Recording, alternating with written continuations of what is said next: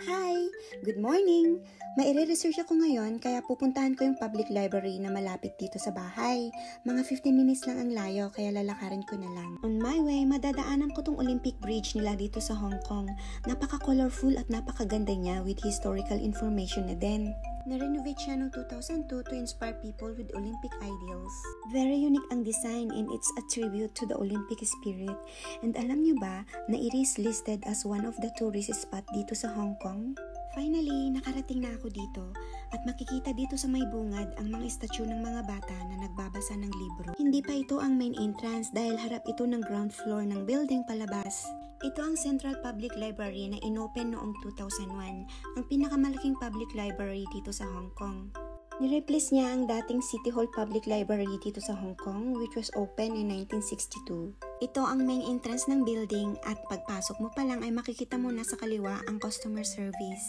Inuna ko munang puntahan ang exhibition gallery dito sa ground floor. Dito nila kinikater ang variety of community-friendly exhibitions na nagpapalit-palit seasonally. Pagpasok ko ay nasa harapan ng gallery itong matingkad at makulay nilang cultural heritage. At dito sa bandang kanan ay nakadisplay ang tinatawag nila na dayo kernel o kaya butil sa Tagalog. It's a traditional sculpting technique that works on the kernels ng peach, plums, olives at iba pang fruit kernels.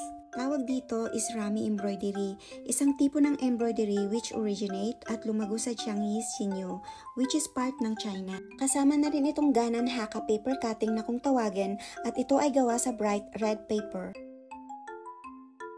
At ang pinaka-favorite ko sa lahat, itong Giallo paper umbrella. Ang ganda ng pagkakagawa. It is a handcrafted using natural materials gaya ng bamboo and wood. At dito naman sa dulo naka-display itong iba't ibang klase ng maskara. Ang tawag nila dito is Pingxiang Xiangdong No Mask, isang halimbawa ng traditional Chinese folk carving, featuring highly skilled carving.